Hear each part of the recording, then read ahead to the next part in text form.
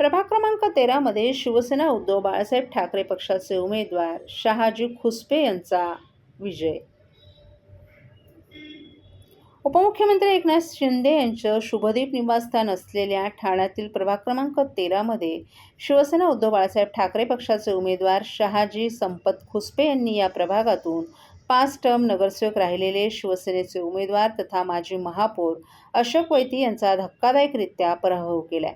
शिंदे यांच्या बालेकिल्ल्यात उभाटामधून नवखे उमेदवार असलेल्या खुसपे यांनी वैती यांना धूळ सारल्यानं सर्वांच्याच भुवया उंचवल्यात. खुसपे यांना 12,860 तर वैती यांना 12,193 मतं मिळाली. अवघ्या 667 मतांनी या प्रभागात जॉईंट किलर खुसपे यांनी वैती यांच्यावर निसटता विजय मिळवलाय.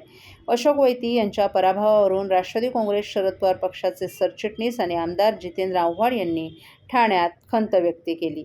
ठाणे महापालिका निवडणुकीत राष्ट्रवादी काँग्रेसनं 12 जागा आणि अपक्ष पुरस्कृत उमेदवार निवडून आणत 3ऱ्या क्रमांकावर मजल मारली. नवनिर्वाचित नगरसेवकांच्या सन्मान सोहळ्यानंतर आव्हाड यांनी पत्रकारांशी संवाद साधला. अशोक वैतींचा पराभव आपल्या मनाला लागणारा पराभव आहे. अशोक वैतींसारखा चांगला नगरसेवक ठाणे महापालिकेत असणं ही नगर आहे.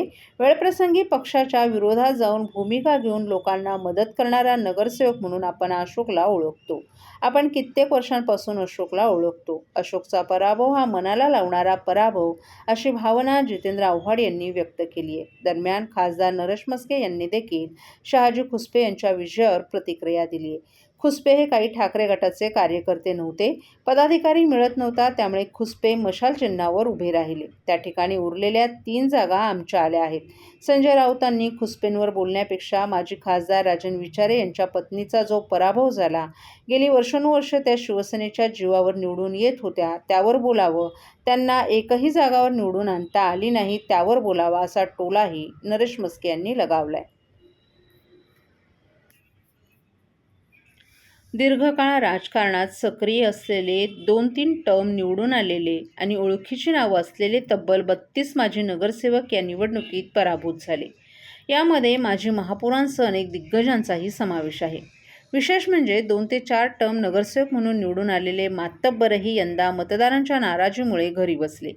ठाणे महापालिका निवडणुकीत सर्वच पक्षानं आपली ताकद पणाला लावली. यामध्ये 100हून अधिक माजी नगरसेवकांना पक्षांनी मैदानात उतरवून संधी दिली, तर ज्यांना संधी मिळाली नाही त्यांनी अपक्ष म्हणून दंड थोपटले. काही इतर पक्षांमध्ये आयत्या वेळी गेले. त्यामुळे यंदाची निवडणूक चुरशीची ठरली. परंतु या सर्व लढतींमध्ये तब्बल 32 माजी नगरसेवकांना पराभवाचा सामना करावा लागलाय.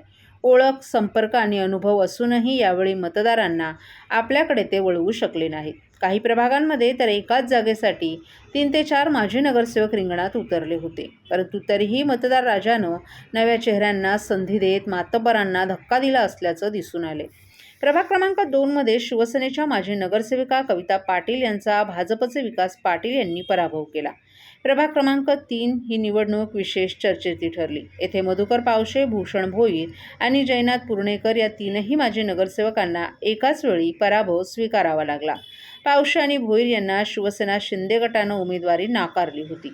त्यामुळे ठाणे विकास आघाडीतून त्यांनी निवडणूक लढवली. परंतु माजी महापौर मीनाक्षी शिंदे यांनी आपली ताकद लावून 2 सामान्य कार्यकर्त्यांना निवडून आणलं.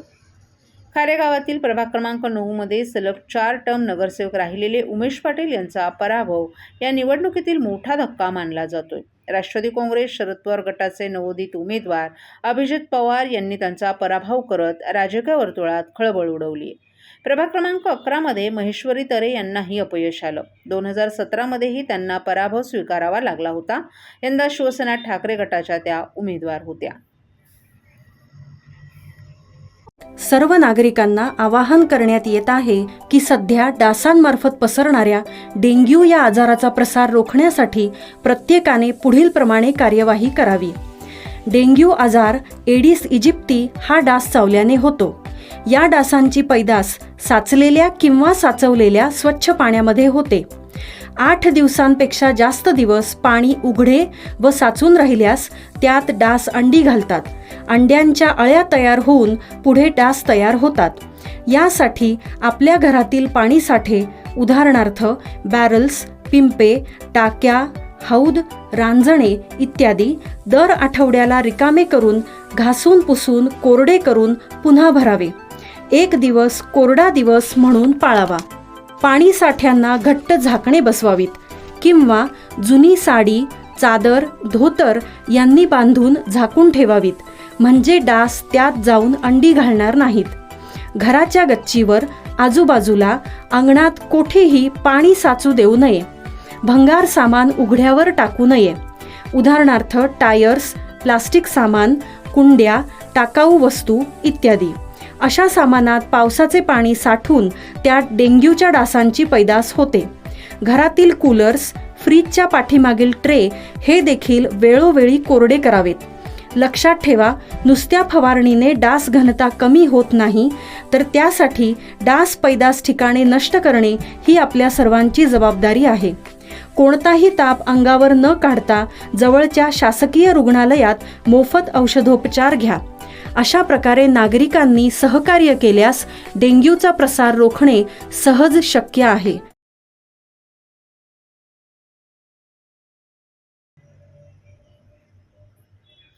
ठाणे महापालिका निवडणुकांच्या रणांगणात यंदा विजय पराजया इतकाच मतदारांचा असंतोषही ठळकपणे समोर आलाय. ठाणे आणि उल्हासनगर या दोन्ही शहरांमध्ये मतदारांनी मोठ्या प्रमाणात नोटाचा पर्याय निवडत राजकीय पक्षांना आणि उमेदवारांना थेट आरसा दाखवलाय. ठाणे महापालिकेच्या 33 प्रभागांमधील 131 जागांसाठी झालेल्या निवडणुकीत 649 उमेदवार रिंगणात होते. मात्र यापैकी कोणताही उमेदवार पसंत नसल्याचं सांगत 1,25,000हून अधिक मतदारांनी नोटाचा पर्याय निवडलाय. 2017मध्ये 58.8% मतदान झालं होतं, तर यंदा देखील टक्केवारी 55.59% घसरली. मतदानातील घट आणि नोटाचा वाढता प्रभाव हा ठाण्याच्या राजकारणातील अस्थिरतेचा स्पष्ट संकेत मानला जातोय. प्रभागनीय विचार करता प्रभाग क्रमांक 2मध्ये सर्वाधिक म्हणजे 6,077 नोटा मतं नोंदवली गेली, तर प्रभाग क्रमांक 18मध्ये सर्वात कमी म्हणजे 834 मतदारांनी नोटाला पसंती दिली. ठाणे महापालिकेच्या 33 प्रभागांमधील शहरात एकूण 16,49,869 मतदार होते. त्यामध्ये 8,63,869 पुरुष, 7,85,831 महिला आणि 15 इतर मतदारांचा समावेश होता. यापैकी 9,17,123 मतदारांनी मतदानाचा हक्क बजावला. यामध्ये 4,83,698 पुरुष, 4,33,385 महिला आणि इतर 40 मतदार होते. यंदा मतदानाची टक्केवारी 55.59% इतकी नोंदवली गेली. अलीकडील राजकीय घडामोडी, पक्षांतरे आणि अंतर्गत संघर्षाच्या पार्श्वभूमीवर ठाणेकर मतदारांनी उमेदवारांना नाकारत नोटाद्वारे आपला रोष व्यक्त केला, असं स्पष्टपणे दिसून आले. राजकीय वर्तुळात चर्चेनुसार मागील काही वर्षात उमेदवारांची सततची पक्षांतरं, निष्ठेचा अभाव आणि वैचारिक गोंधळ यामुळे सुशिक्षित ठाणेकर मतदारांमध्ये तीव्र नाराजी निर्माण झाली होती. 8 ते 10 वर्षाच्या प्रदीर्घ प्रतीक्षेनंतर ही महापालिका निवडणूक झाली असली तरीही मतदारांनी अनेक प्रस्थापित नेत्यांना नाकारत आपला असंतोष व्यक्त केलाय. 1.25 लाखाहून अधिक मतं नोटाला पडणं ही बाब आगामी विधानसभा आणि लोकसभा निवडणुकांसाठी सर्वच राजकीय पक्षांसाठी धोक्याची घंटा मानली जात आहे.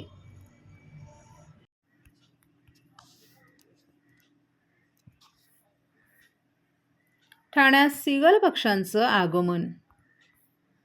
ठाण्यातील तलावपाळी परिसरात सध्या नवीन पाहुणे दाखल झाले असून हजारो किलोमीटरचा प्रवास करून सिगल पक्षांनी ठाण्यात हजेरी लावली आहे.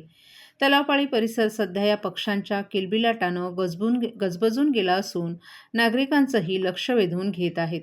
अमेरिका, युनायटेड किंगडम, ऑस्ट्रेलिया आणि अंटार्क्टिका या भागांमध्ये मोठ्या प्रमाणात आढळणारे सिगल पक्षी स्थलांतराच्या काळात भारतात दाखल होतात. विशेषतः तपकिरी रंगाची सिगल ही मध्य आशियामध्ये मोठ्या प्रमाणात आढळून येते. हिवाळ्याच्या दिवसात तलाव, नद्या आणि समुद्रकिनारी सिगल पक्ष्यांची संख्या वाढताना दिसते. ठाण्यातील तलावपाळी परिसरात मोठ्या संख्येनं सिगल पक्ष्यांचं दर्शन होत असून पक्षीप्रेमींना आणि निसर्गप्रेमींना हा एक आनंददायी अनुभव ठरत आहे. पर्यावरणाच्या दृष्टीनंही हे पक्षी महत्त्वाचे मानले जात असून त्यांच्या उपस्थितीमुळे परिसरातील जैवविविधतेचं दर्शन घडत आहे. ठाणेकरांसाठी सध्या तलावपाळी हे सिगल पक्ष्यांचं आकर्षणाचं केंद्र ठरत आहे.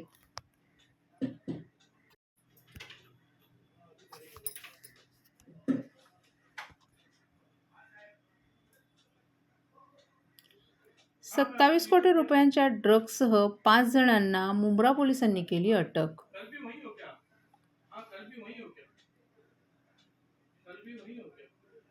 23 ग्रॅम एमडी ड्रग्जच्या आरोपींचं मोठं रहस्य उलगडण्यात मुंब्रा पोलिसांना यश आले. 27 कोटी रुपयांच्या ड्रग्जसह 5 जणांना मुंब्रा पोलिसांनी अटक केली आहे. पोलीस ठाण्याच्या NDPS पथकाची ही आत्तापर्यंतची सर्वात मोठी कार्यकर्ती आहे.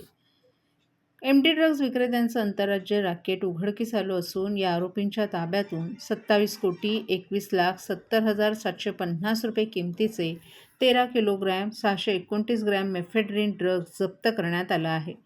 ठाणे शहरातील मुंब्रा पोलीस ठाण्याचे वरिष्ठ पोलीस अधिकारी अनिल शिंदे यांच्या नेतृत्वाखालील NDPS पथकातील अधिकारी आणि कर्मचाऱ्यांना एक तरुण ड्रग्ज विकण्यासाठी येणार असल्याची गुप्त माहिती मिळाली होती. पोलिसांनी या तरुणाला अटक केली. त्याच्याकडून 23 ग्रॅम एमडी ड्रग्ज जप्त केल्यानंतर आरोपींच्या चौकशीदरम्यान ड्रग्ज कारखान्याबद्दल महत्त्वाची माहिती मिळाली. मुंब्रा पोलिसांकडून मिळालेल्या माहितीनुसार बिलाल रुग्णालयाजवळील एका गुप्त कारवाईदरम्यान मुंब्रा येथील रहिवासी असलेल्या आरोपी बासू उमरद्दीन सय्यदकडून 23.5 ग्रॅम मेफेड्रीन जप्त करण्यात आला आहे. त्याच्या विरोधात गुन्हा दाखल करण्यात आला असून पुढील तपास सुरू करण्यात आला आहे. तपासादरम्यान आरोपींनी विश्वासार्ह माहिती दिली. 2 लोक मध्य प्रदेशातून एमडी विकण्यासाठी येणार होते. त्यानंतरच्या कारवाईत मध्य प्रदेशातील रहिवासी रामसिंग अमरसिंग गुर्जर आणि मध्य प्रदेशातील रहिवासी कैलाश शंभूलाल बलाई यांना अटक करण्यात आली आहे आणि त्यांच्याकडून 3 किलो 515 ग्रॅम मेफेड्रीन जप्त करण्यात आले.